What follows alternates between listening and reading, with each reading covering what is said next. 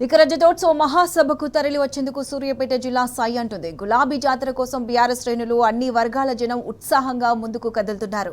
ఇప్పటికే మాజీ మంత్రి జగదీష్ రెడ్డి నాయకత్వంలో భారీ సంఖ్యలో రైతులు ఎడ్ల బండ్లతో మహాసభకు బయలుదేరగా తాజాగా సూర్యాపేట నుంచి సైకిల్ యాత్ర మొదలైంది. బీఆర్ఎస్ శ్రేణులు అభిమానులు సూర్యాపేట నుంచి సైకిళ్లపై ఎల్కతుర్తికి పయనమయ్యారు. ఈ సైకిల్ యాత్రకు దారి పొడవునా జనం ఘన స్వాగతం పలుకుతున్నారు. తాము కూడా రజతోత్సవ మహాసభకు తరలి వస్తామంటూ జనమంతా తేల్చి చెబుతున్నారు.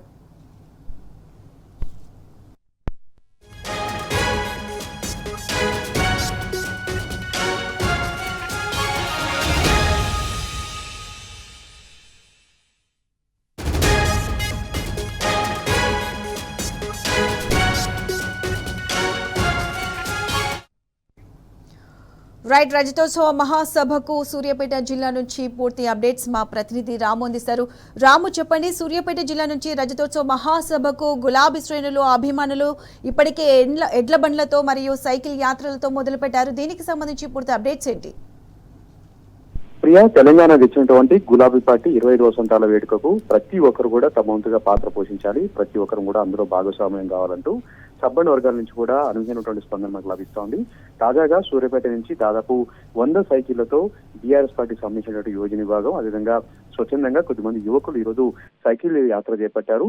మరి కాసేపట్లో తరూరు చేరుకుంటారు. అక్కడి నుంచి రేపు సాయంత్రం వరకు వరంగల్, ఆ తర్వాత ఎల్లుండి ఉదయానికి ఏదైతే ఎల్కతుర్తి సభకు చేరుకుంటామని కూడా సైకిల్ యాత్ర ద్వారా బయలుదేరినటువంటి యువకులందరూ కూడా మనతో చెప్తా ఉన్నారు. అంతకంటే ముందే 5 రోజుల ముందు సూర్యాపేట నుంచి 16 ఎడ్ల బండ్ల ద్వారా రైతులు స్వచ్ఛందంగా ఎల్కతుర్తికి తరలినటువంటి సంగతి మనకు తెలిసిందే.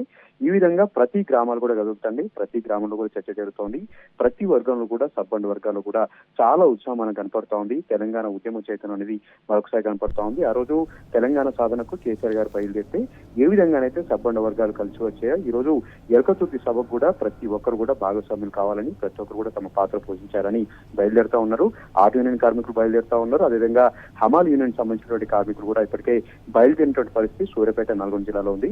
ఒక రకమైనటువంటి క్రేజ్ ఇక్కడ మనకు కనపడుతూ ఉంది, చాలా ఉత్సాహం మనకు కనపడుతూ ఉంది. ఈ సభను సక్సెస్ చేయడం ద్వారా కాంగ్రెస్ పార్టీ ఏదైతే హామీలు ఇచ్చిందో హామీల పట్ల ప్రభుత్వాన్ని నిలదీసేలాగా, అదేవిధంగా ప్రజా వ్యతిరేక విధానాలను నిరసించేలాగా ఈ సభ ఉండబోతున్నట్టు కూడా సర్వత్రా చర్చ జరుగుతుంది. మొదటగా పార్టీ ఆవిర్భావ సభ అయినప్పటికీ కూడా ఇదొక ప్రజల సభ లాగా, ఇదొక రైతాంగ సభలాగా ఉండబోతున్నట్టు కూడా ప్రతి ఒక్కరు కూడా చర్చ జరుగుతూ ఉంది. గ్రామంలో చర్చ జరుగుతూ ఉంది.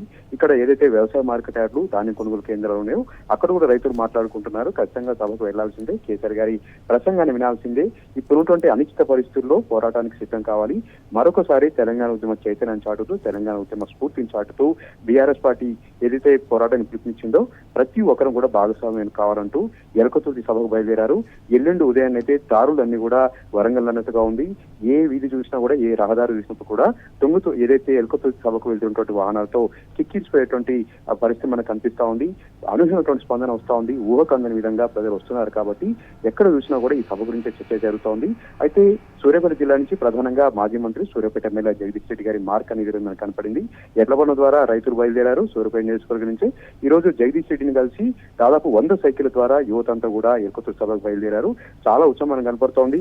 దారి పొడుగున గ్రామంలో అయితే సాధారణంగా ఆహ్వానాలు పలుకుతూ, వాళ్ళకు వీర తిలకం దిద్దుతూ, మంగళ హారతులు ఇస్తూ మీరంతా కదలి వెళ్ళండి, మేము కూడా వస్తామంటూ చెప్తున్నటువంటి మాటలు ప్రతి ఒక్కరు కూడా స్ఫూర్తి నింపుతున్నాయి. ప్రియ, ఈ విధంగా చూడొచ్చు ఎల్కతుర్తి సభ ఏ రేంజ్ లో ఉండబోతుందో, దేశ రాజకీయాలను, రాష్ట్ర రాజకీయాలను ఏ విధంగా ప్రభావితం చేయబోతుందో అంటూ కూడా ప్రతి ఒక్కరు చర్చించుకుంటున్నారు, మాట్లాడుకుంటున్నారు.